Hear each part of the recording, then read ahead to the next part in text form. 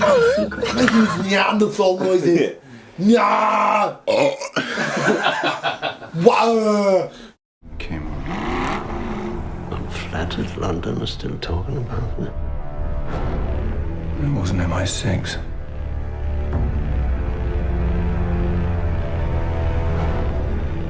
You're a kite dancing in a hurricane, Mr. Bond.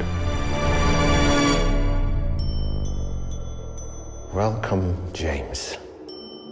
It's been a long time. And finally, here we are.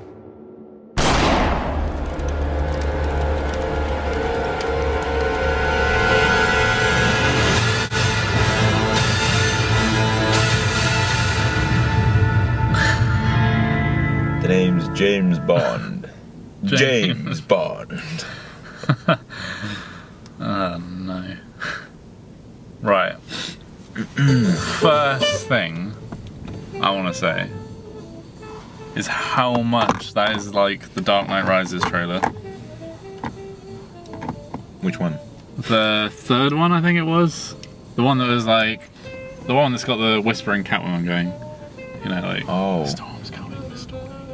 And it's all like quiet with music and Yeah, okay, I can dark see that. atmosphere. And then even in the, I don't know if it's in the same trailer, but the Dark Knight trailer, there's like bats coming out, there's birds coming out in this one. Birds. And there's like slow going in shots that are quite wide, and the colour palette is very dark, like Dark Knight Rises. And I was surprised. That was the first thing that hit me. I was like, wow, this is like Dark Knight Rises Bond. And it was weird. Well, I like that. Yeah. That is a good thing. Because I like this sort of dark tone that's going on right now.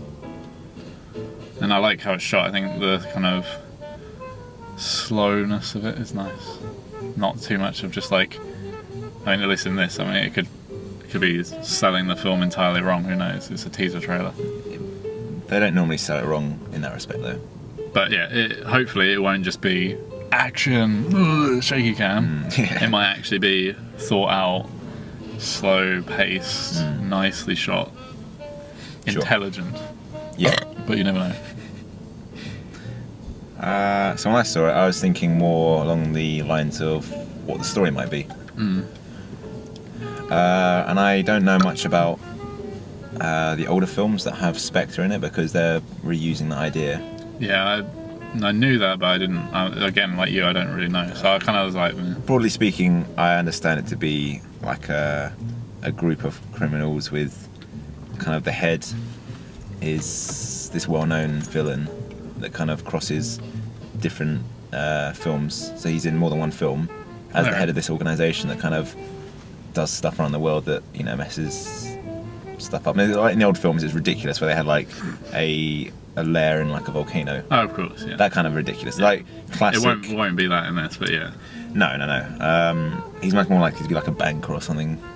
Something weird like that. Yeah. Anyway, looking at it and kind of listening to what they say in the trailer, or the teaser rather, and knowing kind of how they've been doing the last couple of James Bond films where there's character development. It's not just a standalone film where he goes and takes out a bad guy. They have an arc where he discovers something about himself or about people around him, and it changes him as a character. So it's not just events that change. It's he changes due to events. Yep. And with that in mind, I kind of feel that they might be going down the path with this film where he's a... right? Just checking actually. I was like, have I moved it at all? Oh, I okay. think it's alright. Yeah, so I think they might be going down the route with Bond Oh, of course you can't park up here. next to us, for fuck's sake. Fuck you. Why? That was a shit piece of parking. Shit piece of parking. It's an empty fucking car park. You I have to say, I think they're moving away from the whole James Bond is too old thing, because he doesn't look very old in this. That was definitely like the end theme of the last film was like, you're getting old Bond. Well, no, that was like a theme throughout where he was like, yeah, he had to like find himself again, I think and it was might kind have- of like the physicality of that was kind of a mirror for his mental state as well, being not where he needs to be. Do you understand what I mean? Like they kind of like put those two things together as like a duality. Yeah. That is the duality.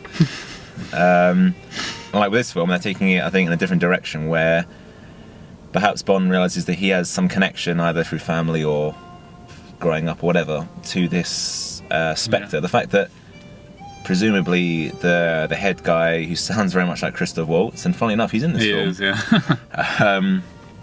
That's a bingo. That's a bingo. Am I saying that right? You just say bingo. Razzie.